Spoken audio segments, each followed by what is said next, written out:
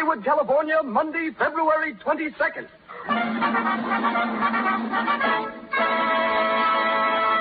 The Lux Radio Theater presents Errol Flynn and Olivia Dehaviland in Captain Blood with Basil Rathbone, Henry Stevenson, and Donald Crisp.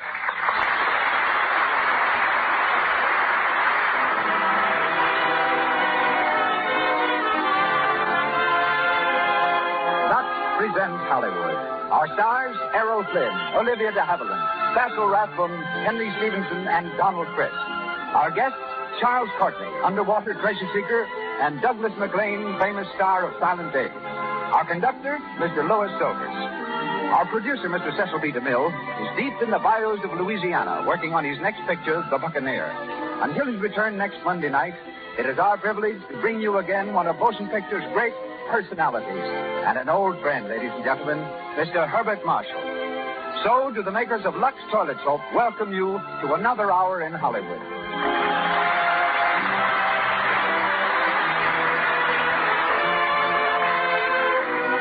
Now, a word to the ladies. If you've noticed lately that your shoulders, neck, and back are not as lovely as you'd like them to be, as soft and clear as the skin on your face, then ask yourself this. Are you giving them the very best of care? You probably use Lux Toilet Soap as a complexion soap. Do you use it as a bath soap, too? Lux Toilet Soap's active lather goes deep down into the pores, removes perspiration, every last trace of dust and dirt, keeps neck and back and shoulders smooth. For a quick pick-me-up and to protect daintiness, make Lux Toilet Soap your daily beauty bath. And now, ladies and gentlemen, Mr. Herbert Marshall.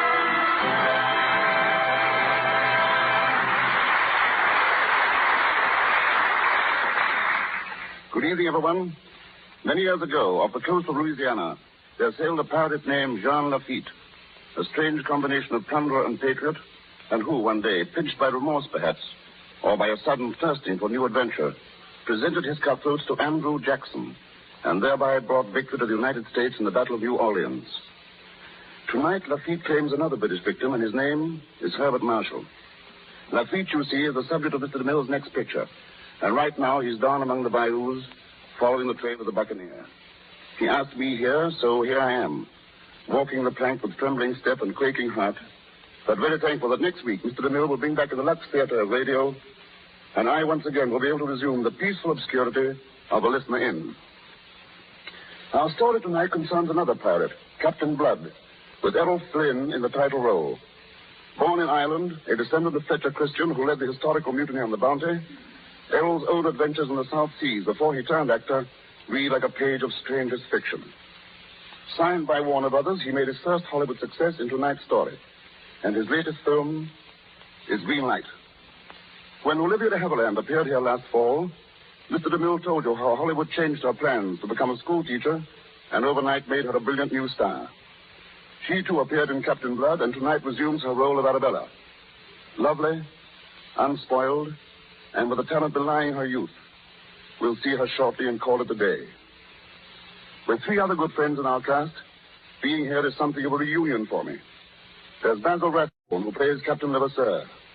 Our Lord Willoughby is that charming gentleman, Henry Stevenson. While Donald Crisp, my fellow Londoner, who started his film career in The Birth of a Nation, is Colonel Bishop.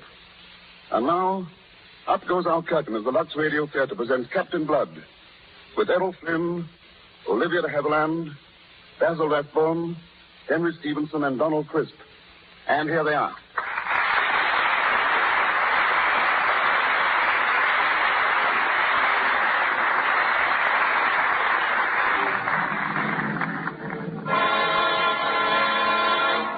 England, in the year 1685.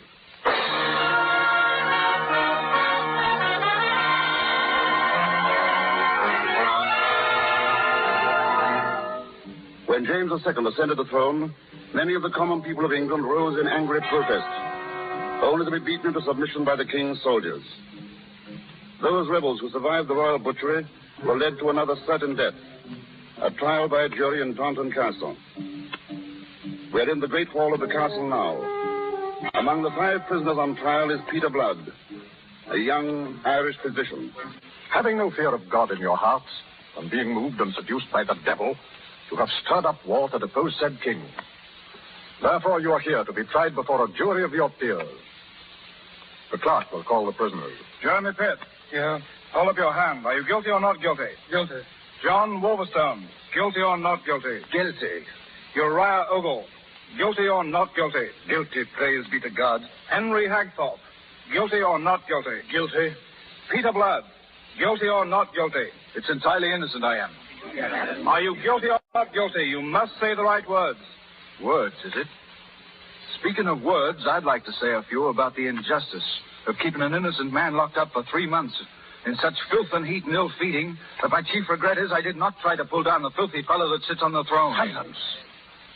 Are you entirely ignorant of the proper procedure in court? I'm most happily ignorant up to now, and I could gladly have done without this acquaintance. Peter Blood, you were taken into custody at the same time as the other 4 prisoners. You were in their company on the night of the rebellion at Monmouth. Is that true? Yes, my lord. Then there is nothing more to be said except the passing of sentence. May it please your lordship, but there's a deal more to be said. I'm guilty of nothing, your lordship, unless it's to judge the crime that a physician tried to save a man's life. What's this? Do you tell us you're a doctor, you rogue? I do, my lord. I was summoned on that night to the side of a dying rebel. I went and was surprised there with the other prisoners. A doctor? Where are your witnesses? Jeremy Pitt, who summoned me. Oh, Master Pitt will testify. He that is himself a confessed traitor. Is that your witness? I can bring 100 from the town in which I live. Have done with it. We have no time for all this. Gentlemen of the jury, inasmuch as Peter Blood has admitted aiding a traitor to your king, I hereby instruct you to return a verdict of guilty, that he may be justly punished for his treason. So, justice has come to that, has it? A man's to be hanged now for doing his duty, huh? You will not be hanged, Master Blood. His Majesty has graciously commanded that in the future, all convicted rebels are to be spared. They're to be sent to the colonies in the West Indies, to be sold as slaves. Clerk, have the prisoners removed. They will sail for the Indies within the fortnight.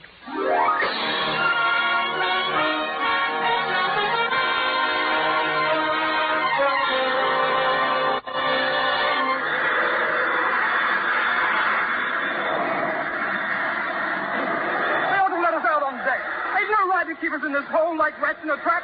They've no right, I say. Be quiet, Jeremy Pitt. Keep a hold on yourself. Then the Lord arose and rebuked the winds and the sea, and there was a great calm. Matthew chapter 8, verse the 26th.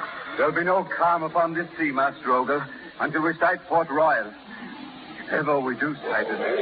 Do you think we will, Peter Blood? Aye, to our worst luck, Wolverstone. It's the sun that rages there, so I hear. Burns deep into a man's blood till the skin shrivels on his bones. Oh, God. What has happened to us, Peter? Oh, we're sweating the fields, Jeremy. First be bought and sold on the auction block like you'd haggle for a pig or a horse.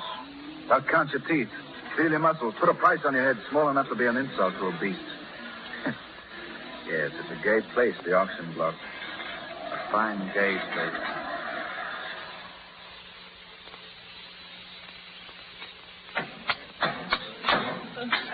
Line those slaves up there! Line up there! Get in, you swine! Let them feel the whip. They'll move along fast enough.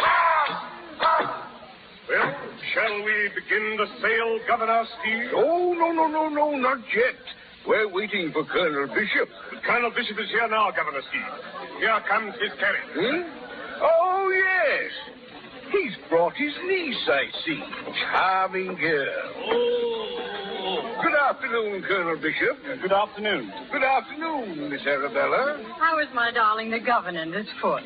Every day I'm sure my gout can't get any worse, and every day it does. You know, Let's get on with the sail, Your Excellency. Oh, of course. My dear Colonel, according to the King's request, it's for you to take first choice, and at your own price. Egad, they're a weedy-looking lot. Not likely to be of much value on the plantation. The less you want, the more for Mr. Dixon. Dixon. Oh, Uncle, I wish you'd buy all the slaves. Buy them all? To keep them out of Dixon's hands. I've heard of those mines of his. And what have you heard? That they're wet, dark, evil holes. That men can't live there but die in agony of a horrible lung fever. You can't stand by and see men doomed to that, Uncle. Arabella, don't be childish. They should have been hanged, drawn, and quartered. Any fate they meet is too good for them. Start the sale. Here's the best of the lot, Colonel Bishop. His name is Wolverson. Healthy and strong. Open your mouth. Good teeth. 15 pounds. Sold. Move along there. Next. Get up there, you. Ah, here we are. Here's another good one, Bishop. Peter Blood. Looks healthy enough. Open your mouth. Open yours and we'll compare them. I wager my guns are in finer shape. Who is this bag of impertinence? Peter Blood, sir. A doctor he is. Stand over here. Now, open your mouth, you dog. If there's a dog here, let him show you his teeth. I'll show mine only to bite.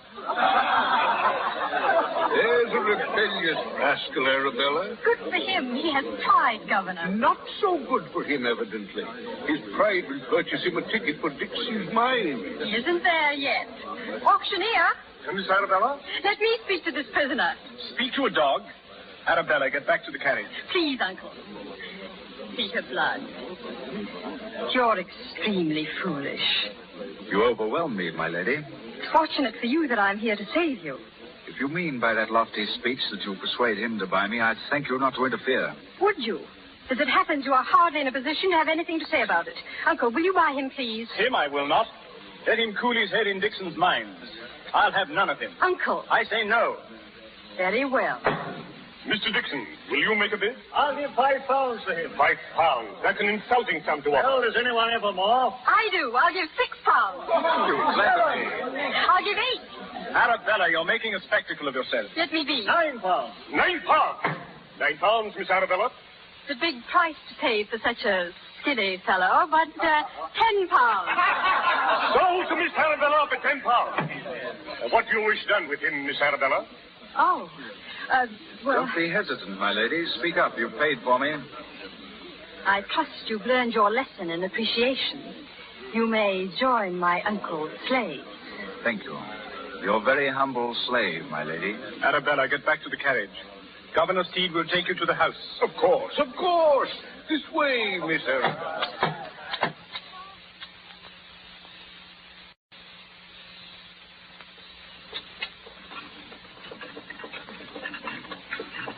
Oh, blast these bumpy roads.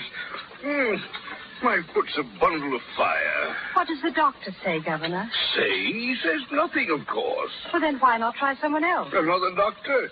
There's only two in the whole blasted island, and each is worse than his partner. There is another now. Who? Peter Blood? Oh, a slave. Would you elevate a slave to be physician to the governor? Well, why not? If he can help you, you can't tell. He may be very good. Well, it might be worth a try. I'll have him come and treat me for a while. Why are you laughing? I'm just thinking how annoyed Peter Blood would be if he knew I'd just done him another favor.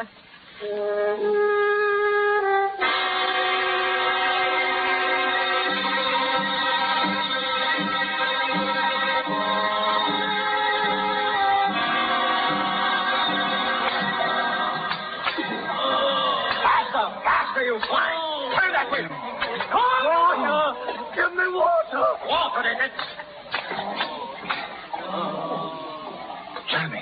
Jeremy Pitt. Aye, Peter. Go on working. Don't look at me. Aye. I've just come from the boat.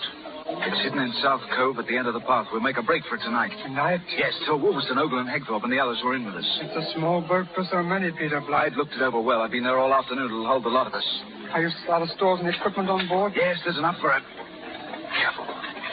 Yes, Bishop. Peter Blood. Peter Blood, you hear? I, when I'm addressed civilly. A taste of the lash might improve your hearing. Uncle, please. Be quiet. Where have you been? I've been at my work, attending to the governor at his house. You lie. Do I? The governor's had another attack of gout. He's been screaming for you like a wounded horse all afternoon. Well, then, it appears I was not at the governor's house. Where were you then? Well, I was... He was with me, Uncle. Eh? What's that? thank you for protecting my reputation, Dr. Blood. But it was a useless gallantry. My uncle knows that I spend my time with whomever I please. You might choose your company with better taste. His Excellency is waiting for you, Blood. Farewell, Bishop. I'm coming. Get on up to the house, Blood, and don't delay. Would you care to drive up, Dr. Blood? Well, thank you. Drive on.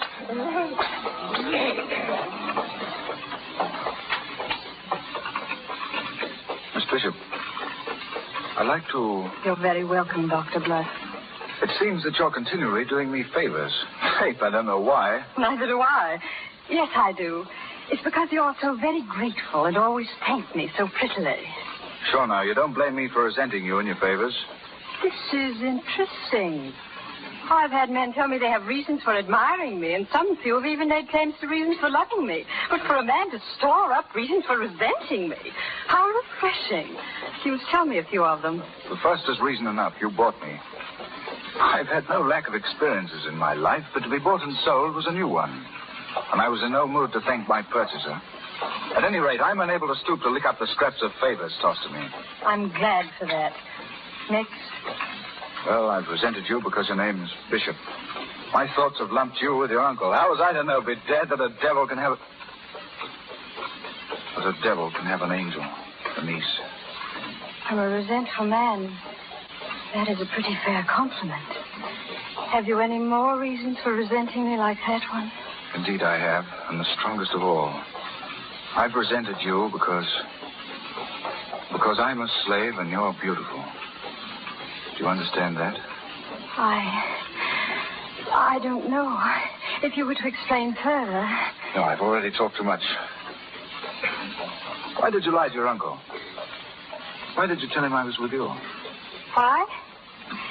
Dr. Blood, you're a physician and should know. Is it not considered unhealthy for a slave to be seen at a boat? At a boat? Why should it be? Boats put out to sea.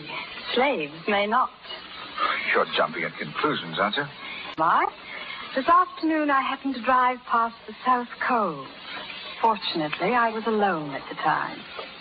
I see. Miss Bishop, it's difficult for an Irishman to apologize, but I hope you can forgive me for having thought badly of you. I will. I will if you tell me what you think of me now. How I think of you? I think of you as... Faith. I think of you as the woman who owns me. Her slave. Oh. But I think the man is lucky who can count you his friend. I think you know you can. What was that? It sounded like cannon. It was. Look at the men in the field. They're looking towards the bay. It must be... Wait. Can you see? Yes, there's a fleet sailing in. Spanish man of war. Spanish? Then it's an attack. A surprise attack. Quick, into the house. Where are you going? I've got to see the men. We've work to do. Dr. Blood, come back. Don't go down there. Peter, Peter.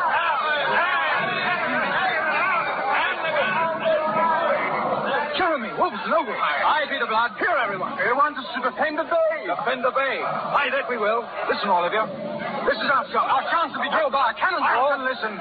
I want you to gather all the slaves, as many as have the spark of courage, and follow me down to the waterfront. What for? We need a boat, do we not? Aye. Then we'll have one. But none of your skulking little craft. We'll take a good one, a Spanish man of war. Aye. We'll board her under the fire from the other ships. Take command of her. Turn our cannons on any Spanish boat that blocks our way to the sea. It's a long chance, friends, but with the help of God, we'll make it. Are you with me? Then come on, everyone.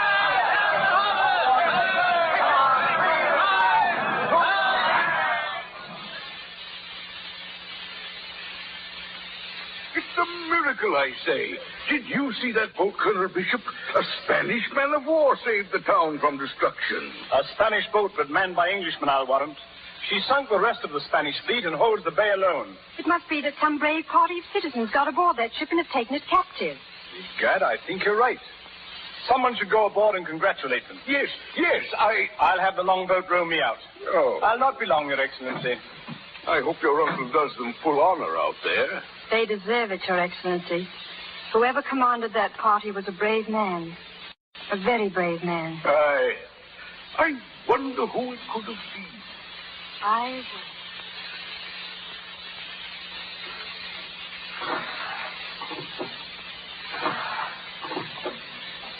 Ahoy!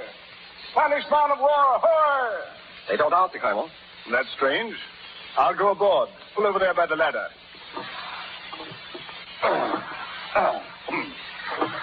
Stand by the boat. I'll be down directly. Aye, sir.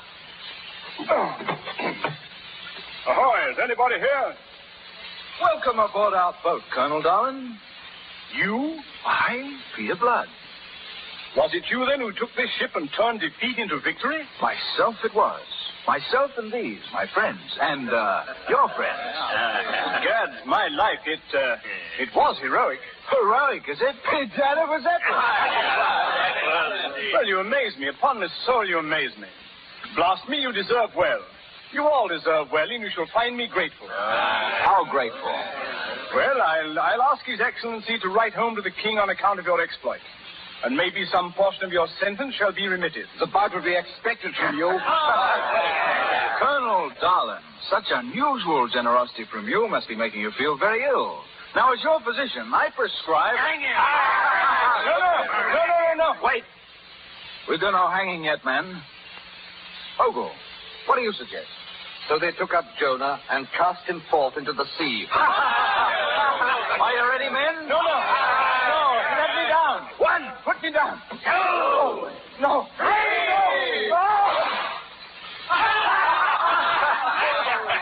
And then the whale came and swallowed Jonah, I hope. What now, Captain Blood? Captain, is it? So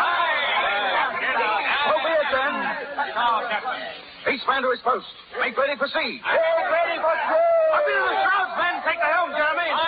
But a name. We must have a new name for the boat. What name shall it be, Captain Blood? A new name, eh? Very well. We'll call her the Arabella. The Arabella it is!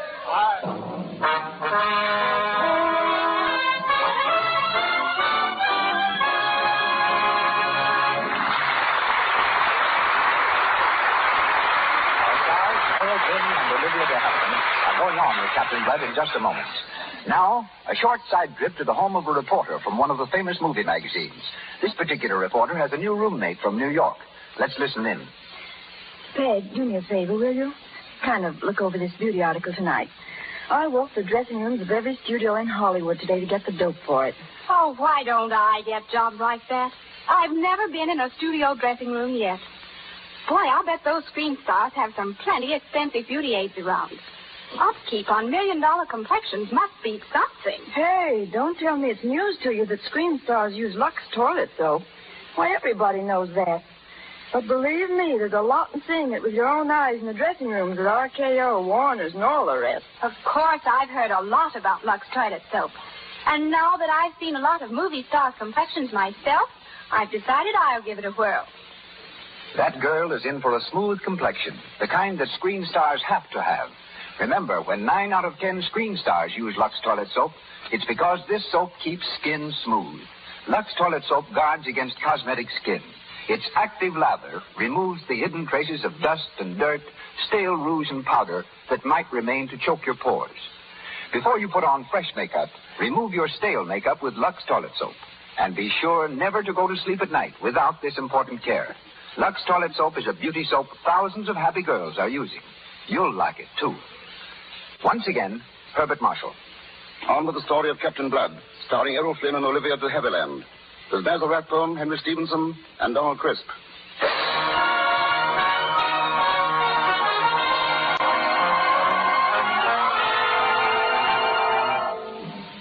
When Peter Blood and his men sailed out of Port Royal, a price was set upon their heads. Unable to put into any civilized port, they took the only course open to them. They turned to piracy.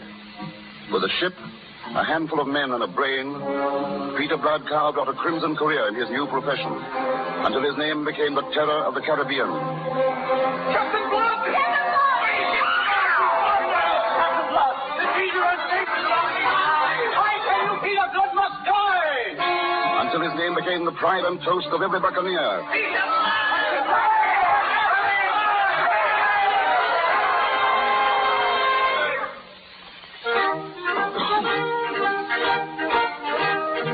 Tortuga, an island off the coast of Haiti, was the one haven of refuge for pirated craft. Captain Blood and his men are there now, in an evil-smelling tavern, dimly lit by hanging lanterns, crowded with drunken, leering buccaneers.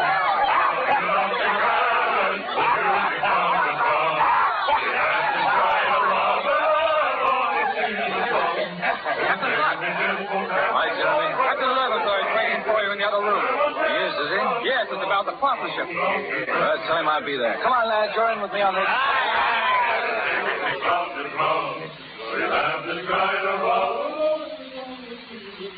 It is as I tell you, mon Captain Blood.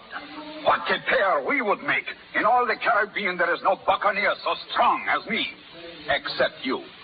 You almost flatter me, Levasseur. Then why you hold off so long your consent we become partners, huh? Here you have been in Tortuga these 3-4 months. You must be even so much in need of gold as I. Such a partnership requires sober thought. My poor brain has been dancing with rum this whole week, boss. Even so drunk, your brain is the greatest, huh? With your brain and my strength, oh, Monsieur le Capitaine, what? There is nothing we cannot do. Bedad, there's very little I can't do entirely without you. My men are much in favor of the partnership. That is so, men? And my men? I'll leave it to them. Are you in favor? I don't. Very well, then. It's done. But wait, Levasseur. It's understood, is it not, that we sail under my articles? It is, but I do not like so very much your so strict rules about women. No women to be taken as prisoners. Agreed? May we? To get you as a partner, mon Capitaine, I would agree to anything. Now, what is the first order, mon Capitaine Pop? We sail with the tide. Outside the harbor, we'll scatter.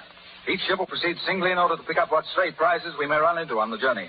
We'll converge at the island of Virgin Magra. Magnifique, I give you the toast to our so great success. Let me give one to the greatest captain on the coast. Capitaine Levasseur. Captain Blood. Here. Captain Blood.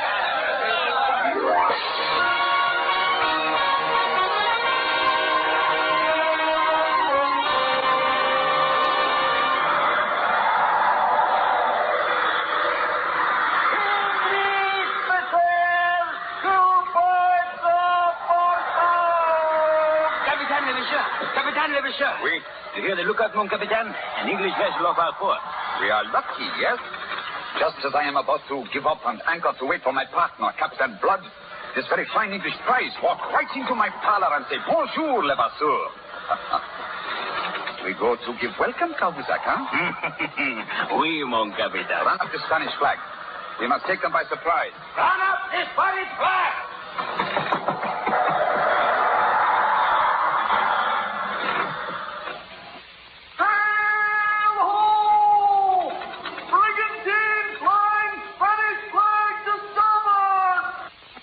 Vessel, the lookout says. Do you see it, Lord Willoughby? Aye, there it is, Miss Arabella. Oh, yes. I wonder if she's going to Port Royal, too. Have you been away long, Miss Arabella? Almost 6 months, a kind of vacation. You glad to get back? In a way, I suppose I would have stayed longer in England if my uncle hadn't sent for me. He's been made governor, you know. Yes, I've heard. It's natural that he should want his niece back again. One needs a woman to brighten up social occasions, especially when the woman in question is so very charming. However else things change, Lord Willoughby, the art of flattery still flourishes. Stab me if it's flattery. When the king ordered me on this journey as a special emissary to the West Indies, I looked forward with some trepidation to a life among the savages. But when I came aboard and found that you were one of those savages returning home to her native heath, my grateful eyes couldn't believe it. You pictured us running around in animal skins eating raw meat? Why not, in a country filled with Indians, Africans, and pirates? Oh, speaking of pirates, did you ever happen to hear of a wild rogue named Peter Blood? Peter Blood? Yes. No, I don't know him. I hardly number pirates among my acquaintances. No, of course not. Silly of me. I only mentioned him in passing because he happens to touch on the business of my mission. Your mission? Yes. I'm sent to attempt to blot out all this piracy, my dear, in a manner which I must keep secret until I can find Captain Blood. Oh, you're looking for him. Aye.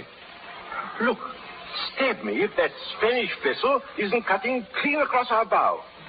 Captain Hall! Captain! Yes, your lordship. What ship is that, you know? Well, I've been watching her, your lordship. She flies a Spanish flag. But she could be anything in these waters. We're in pirate waters now, aren't we? Yes, my lord. Yonder bank of low clouds is the island of Virgin Margaret. Exciting, isn't it, Miss Arabella? Could she be a pirate ship by any chance, Captain? Well, any ship we meet in the Caribbean could be a pirate ship. You know, I wouldn't trust... She fired across our bow. All hands on deck! All hands on deck! She is a pirate ship. And the talons! Get below, Miss Arabella. The captain's going to fight it out.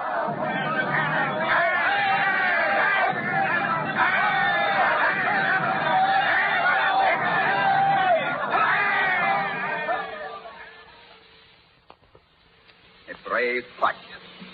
But you should have known better. Stand the prisoners before me, Klahuzak. Wait. Stand here, my Lord Willoughby. And, you here, madame. My friends, this pleasant strip of beach on which we find ourselves is the island of Virgin Margaret. No boats ever put in here except mine. And one other. So you may put aside any hope of rescue that may be in your mind. The ransom for you two, Lord Willoughby and the so charming lady, is fixed at 20,000 pieces of 8, and I shall provide a boat for you to go to Governor Bishop at Port Royal to collect it, Lord Willoughby. Meanwhile, Mademoiselle remains with me as hostage. I find it very lonely on this island. I refuse. Absolutely and utterly. My friend, do you see this knotted cord? It is capable to screw a man's eyes out of his head. Very well. Do your worst. Lord Willoughby, thank you, but don't be foolish. You can't fight against them. Mademoiselle is right. I beg you to spare yourself, monsieur. And the young lady. I have been too modest. But since I have said 20,000 pieces of 8, I have said 20,000 pieces of 8. And for what, if you please? You said 20,000 pieces of 8. Peter Blood. Good morning, never, sir. Captain Blood, I did not know you were on the island. Oh, yes. We arrived late last night and put into a cove a few miles to the west. We've walked across to give you good day, but fate, I seem to have interrupted some little business of yours. Who are these people? Yes, me so. Look, Captain. She's the girl who... You recognize the prisoners, Captain Blood? Why, no. Who are they? Well, I have captured them. A titled Englishman at the niece of the governor of Jamaica. Really? Then I suppose congratulations are in order. But had you forgotten there is an article in our agreement forbidding the taking of women prisoners? That so foolish article of yours. I was not aware you regarded it so when you signed. Would you care to dispute my opinion now?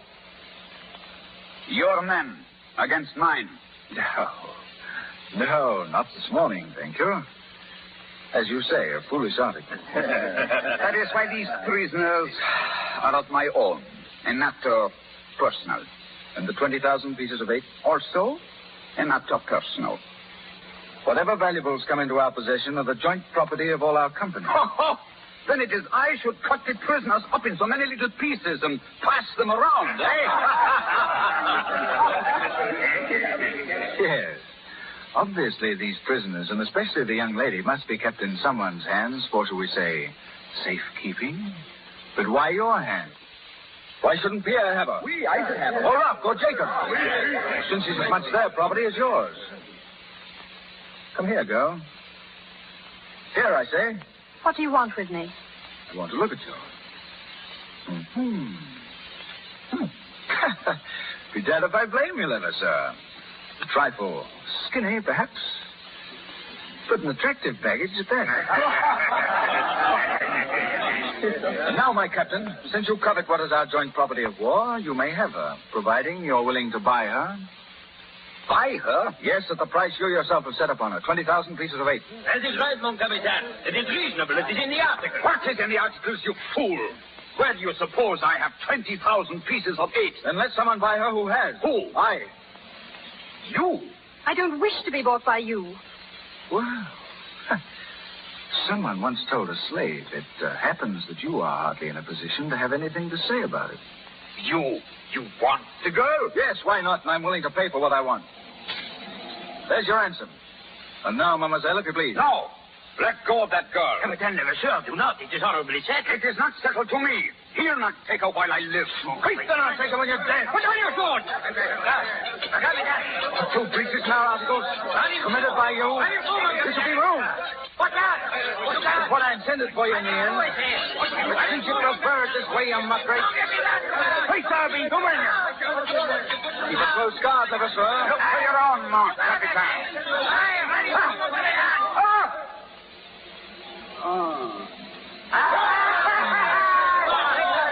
He's dead. Clean through the heart, Captain Blood. That, my friend, ends a partnership which should never have begun. Wolverstone. We're leaving. Take the girl. What are you going to do with me? Where are you taking me? I've not decided as yet. I'll go to Port Royal or nowhere. Will you now? You'll find you'll do as I say. What right have you to treat me this way? Right. The right of possession. Wolverstone, you may take my property aboard ship.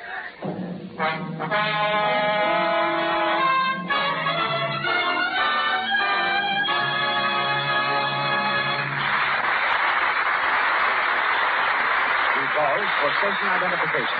This is the Columbia Broadcasting System.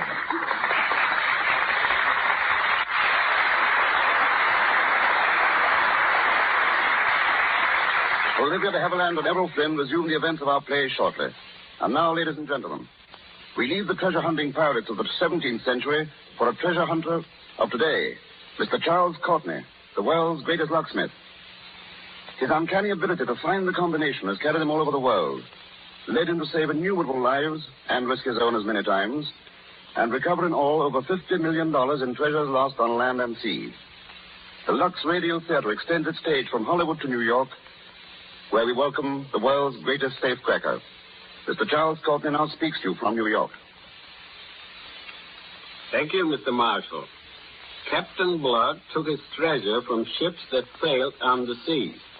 I find my treasures on ships beneath the sea. The worst fight I ever had, and one that almost cost me my life, was in the North Sea. We were trying to recover the $50 million that sank with Lord Kitchener's ship, the Hampshire. Working at a depth of 350 feet below the sea, we had opened one safe. Then, while working on another, we opened a door. As soon as it opened, I was slammed against the bulkhead. I signaled the men above to hold me up, but the telephone line was broken. I couldn't move, and the pressure got stronger. I knew then that I was trapped by a diver's worst enemy, a cross-current. They tell me it took an hour before they could get me up. No one will ever go down there again, for the English government has consecrated the Hampshire as Lord Kitchener's tomb. I have had exciting experiences on land. Once I had to pick the lock of a burning apartment with a fork and a knife to rescue a woman and 3 children. Picking locks and hunting for treasure have carried me into many countries and many tight spots. But as this is the Lux show, Mr. Marshall, this will interest you. No matter what part of the world I'm in, I never have to hunt for Lux soap. You can find it everywhere. I know, Mr. Marshall, from my wife and my 18-year-old daughter, that Lux soap is important to the ladies for complexions. But I'd really like to say something from a man's angle. I use it regularly for the bed. Believe me, there have been plenty of times in my life when a good hot tub and a cake of Lux soap felt mighty good to me. My trade has had its amusing side, too. One thing I always like to remember is one of my contacts with the police department. A patrol wagon appeared at the door of my shop one day, filled with prisoners. The officer in charge had lost his key, so he asked me if I would pick the lock of the wagon door so he could let the prisoners out to lock them up again in jail. Thank you, Mr. Courtney. Back to Hollywood now, where we continue with Captain Blood, starring Errol Flynn and Olivia Dehaviland, with Basil Rathbone, Henry Stevenson, and Donald Crisp.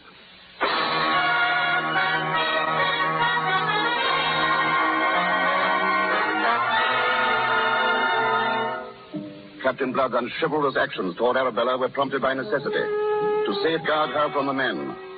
Now in his cabin on board the boat, he expresses his true feelings. He paces the floor exultantly as Arabella sits watching him. Arabella. Arabella, to think that you're really here. Here in the cabin of this ship, which I named for you. I dared to hope that someday you'd be here. To gather all these precious things I have for you. See, Arabella?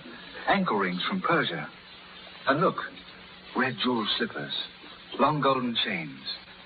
And this dress, Arabella. This blue dress. When I saw it, I thought of your eyes. And I knew it was made for you to wear. I'll never wear it. Nor any plunder gotten by a thief and pirate. Thief and pirate? Thief and pirate. Arabella, you... I've seen your pirate ways. I've seen myself bargain for and fought over a combat between jackals. I thought you understood. You mean you thought you'd bought me? I suppose I should have regarded that as a compliment. You pirates are used to taking what you want without the formality of purchase. I advise you to go back to your ladies at Tortuga, Captain Blood. To your ladies who are thrilled by your bold, lawless ways. I only hate you and despise you. I might have expected your thanks for what I've done this day, but... Very well, let it be so. I'm thief and pirate, and I'll show you how a thief and a pirate can deal. Once you bought me for 10 measly pounds. Now I bought you for considerably more. The amounts of no matter. What matters is that now I own you as you once owned me. You're mine, you understand? Mine to do with as I please. Captain Blood. Well? Lord Willoughby sends his compliments and requests that you talk to him at your earliest convenience. He's sent out by the king himself. You can return his compliments and tell him to go to the devil. I'm not convenient to any friend of the king. All right, sir. Oh, wait. I'm going on deck. Jeremy, take this lady to her cabin and see that she stays there. All right, sir.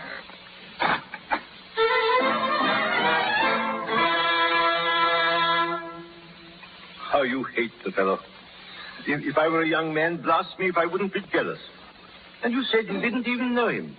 He was once my slave. Your slave? Then you must have known him well. I did. He doesn't seem such a bad fellow for a pirate. In those days, I thought him an unfortunate gentleman who had suffered a great injustice. When he made his escape, I was thrilled and happy. That was before I knew how he would use his freedom. Not to argue with you, my dear, but how else could he have used his freedom? An escaped slave, a homeless convict. And aren't you forgetting that a man's bitter heart may demand its revenge? That's the unforgivable thing, to have held his revenge above all else and so to have destroyed himself, for he has. I've seen pirates. I know what they are. Cruel, evil, greedy, plundering peaceful cities, torturing their captives. Beasts out of hell they are. Are you so much in love with him? In love with him? To care so much what he does? I don't care in the least what he does. Someone should for what he's doing now. Still, your uncle commands a fleet at Port Royal. That much is fortunate. Why? What's this about Port Royal and my uncle? He amazes me, this Peter Blood. That's where he means to take us. No, he can't. I'm afraid he can if he wants to. They won't let me near him. He's alone on his quarterdeck in a fine Irish temper, I expect. But I learned from the pilot... Lord Willoughby, he mustn't. Mustn't take you to your home? To your uncle? He has no more bitter enemy in the world. My uncle is a hard, unforgiving man. He lives in the hope of one day taking and hanging Captain Blood. Captain Blood probably doesn't know that, of course. I doubt it would make any difference if he did. He's chivalrous to the point of idiocy. And yet he's been what he has been these last 3 years. And done what he's done. Oh, Lord Willoughby, help me. I see your point, my child. But it's something you'll have to decide for yourself. Life can be infernally complex.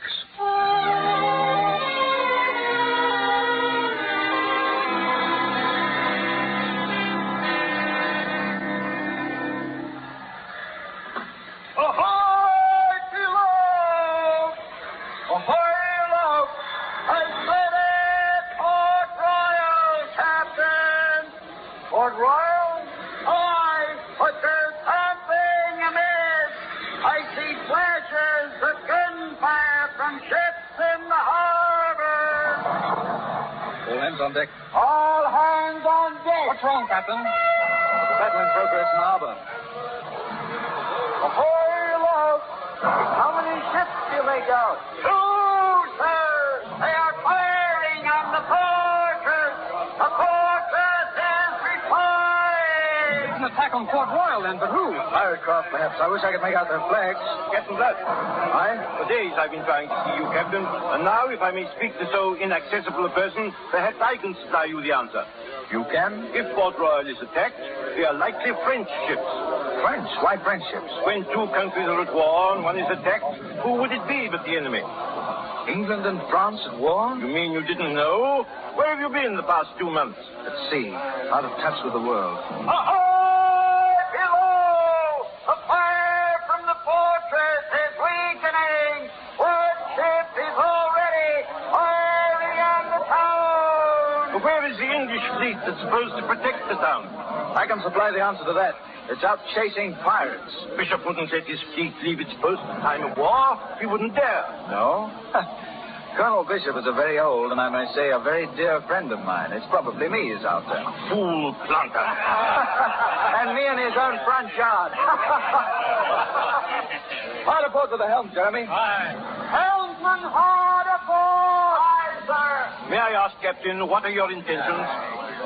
I set out to land you at Port Royal, Your Lordship, at some risk to myself from the English fleet. Now a stroke of luck has removed them from the picture. Well, we best be turning back. Can you, an Englishman, be thinking of leaving when yonder an English town is being taken? Well, of what should we be thinking? Of the honor to fight for your king. To fight for my king, is it? You hear that, lad? The honor, is it? There's not a word to use in the same breath with him, and furthermore, he's not my king. Then you failed to show him the same loyalty he shows you. Loyalty now. Honor and loyalty. Fine words to describe him. He was loyal enough to send me to seek you out, to offer you pardon for your past crimes, freedom from your slavery, and more than that, a commission in his own navy for you and your men. What? The king wants us to join his navy? You can read the document for yourself, Captain Blood. I wouldn't soil my hands with it. I'd locked it before I saw it. However you hate the king, England is still England. And a bad king's a bad king, and if it's James, he's worse. James? This commission is sent by King William. King William? Who may be King William? I allude to His Majesty King William III, William of Orange, who with Queen Mary has come over from the Netherlands and has been ruling England these past 2 months or more. You mean they've roused themselves at home and kicked out James? Yes, and he's fled to France and is hiding there. And therefore, England and France are at war. And King William sent us this commission? He did. He knows that you are good men, wrongfully sold into slavery. He can use good men in his navy. Why didn't you tell me that at once? Men, you've heard the news. For me, this changes the shape of the world. For you who are slaves with me, it means that we're no longer slaves, but once more have a home and a country. For you who are English, it means a chance to fight for your native land. For I now propose to sail into Port Royal and save it from the French. Those of you who are not Englishmen, you'll have to be content with fighting for Captain Blood. And for the loot you'll find on the French ship. Are you willing to fight, men? Then to your posts. Helmsman, hard about. Full sail and straight ahead for Port Royal.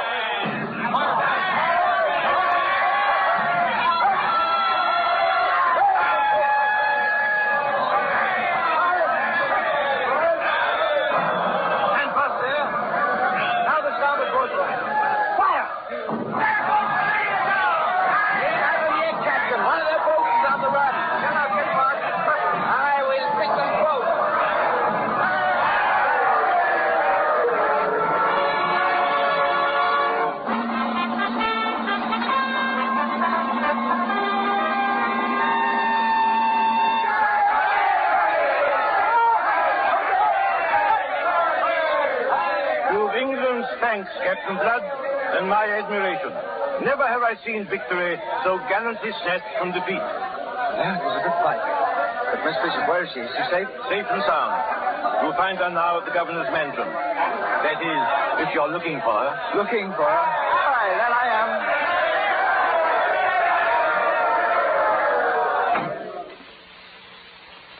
Good evening. Peter Blood. I thought you'd gone. But Faith, I've only just arrived. But you can't stay here. My uncle's just returned. Yes, I know. You know. Well, what are you going to do? Just stay here? Oh, no. It's impossible. You mustn't stay here. He's sworn he'll hang you. Well, I doubt if he will. I've always been bad luck for your uncle. But you can't know the threats he's made. His whole life is spent in searching for you. Well, now he's found me. Well, you can still save yourself. Please, please, for my sake. For your sake? I'll hide you. What do you mean, for your sake? Isn't it true that you hate me? Hate you? Or is it that you love me? I'll hide you, and tonight, when it's dark, I'll find some way. You love me, don't you? Don't you? Whom else would I love? You love me. Yes. Now will you go? Arabella. Please. He'll be here any minute. I'll hide you somewhere and... We'll hide together. I know just the place. Where? Here. Peter, this is my uncle's office, the office of the governor. Good. Well, he'll come here first. Oh, I forgot to tell you. The governor and I are on the best of terms now. The very best of terms. Sometimes I think I'm the best friend he has in the world. When did you find out you love me? Oh, you must be mad. He's a nice man, the governor, you know. He lets me come and go here as I please. In fact, look, he even lets me sit in his chair. See? Listen, my uncle, he's coming through the streets now. They're cheering him. Cheering, is it? That's a strange kind of cheering, I'm thinking.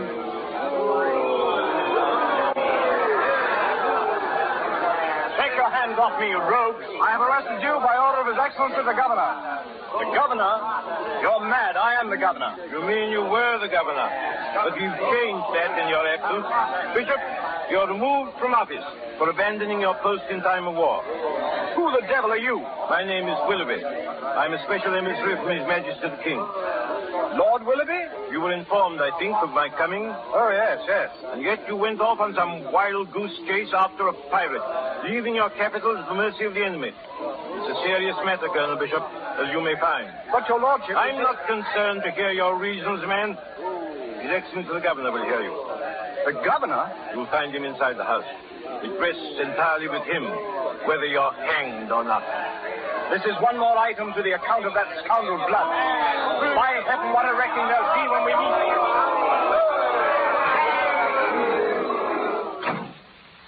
Oh, come in, Uncle. Arabella, what are you doing in this office? I've been pleading with the governor on your behalf, asking him to be as merciful as you would be cruel. The governor? Where is he? Here I am, Colonel Darling. Peter Blood, you? I? The new governor by the king's order. Well, and by my order, I command that for your neglect of duty... No, in heaven's name, That for your neglect of duty, you ought to be punished by accepting as nephew one Peter Blood, one-time pirate. What? Arabella, may I put my arm about you? If you wish. Oh, Faith, you're as pretty as a May Day sky. Wait, I don't understand this. You don't need to understand. Uncle, you're excused. And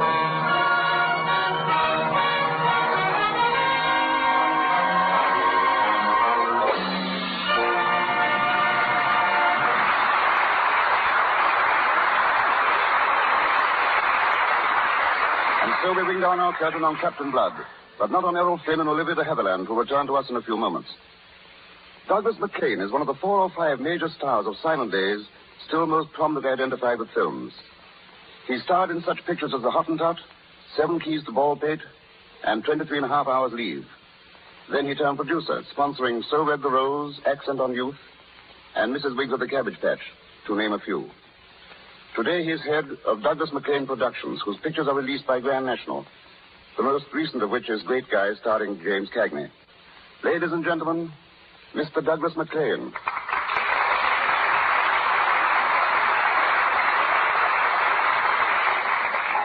Thank you, Bart. Isn't it true, Doug, that some 8 years ago you retired from pictures? But here you are, still in the midst of them. Yes, I tried retirement for a while, but I discovered there's too much celluloid in my system to swear off completely. And now, with Great Guy under your belt, I understand you're hard at work on a new version of 23 and a Half Hours Leave. But who's going to play the part that you made so famous? Sergeant Gray. James Ellison, the young actor who did such a splendid job in Mr. DeMille's Plainsman.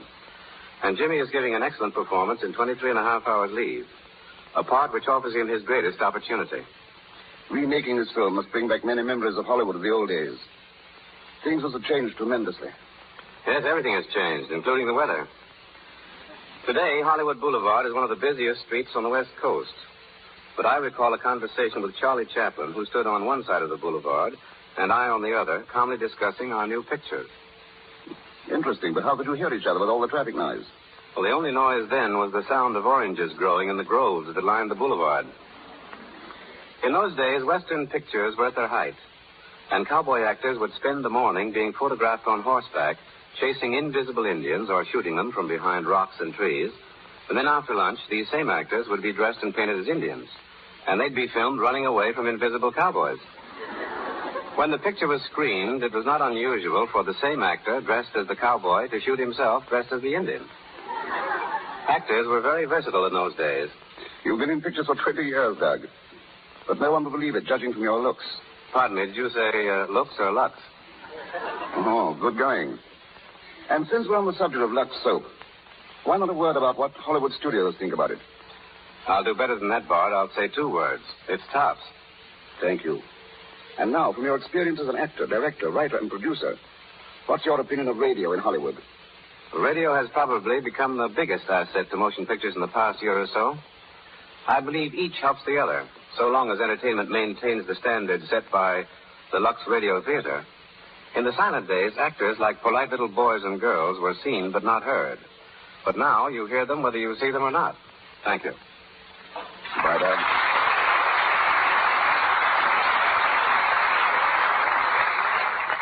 As a consistent Lux listener, I know this is the time when Mr. DeMille calls forth the stars to shine again, and so shall I. Ladies and gentlemen, Errol Flynn and Olivia Dehaviland.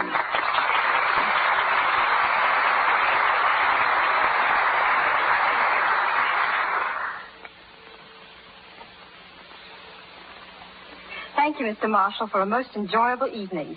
Nowadays, we're all inclined to look upon a life as adventurous as that of Captain Blood as being entirely to the romantic past. But our friend, Mr. Flynn, can put some of those old-timers to shame. And what have you to say to that, Errol? Well, life is still rather primitive over there in New Guinea. I spent 6 years in the islands, first as a patrol officer of the constabulary. If you can picture me as a cop, you'll realize about how primitive the place must have been. And what happened after that, Constable Flynn? Well, I grew a beard and became a beachcomber. When I got tired of combing the beach and the beard, I traded a bit in pearls. After that, I got hold of a schooner and went in the copra business. Errol wouldn't tell you that he's written a book about another voyage he made, but he has. It's called Bean Ends. It's just been published, and a very fine book it is. Errol, you're leaving tonight on a new trip, aren't you? Yes. Flying to New York in an hour, and then I sail for Europe. I hope to get a look at the Spanish War, and on the way home, perhaps spend a few weeks in South America. But that's enough, I think. How about you, Olivia? Well, after working in 2 pictures with me, Errol, you should know what a singularly uneventful life I lead. But it's a very happy one. And I'm looking forward to making a picture soon with Leslie Howard. And then next summer, if things turn out as I hope they will, I plan to spend 3 whole months touring the country in an automobile and really seeing what the United States look like.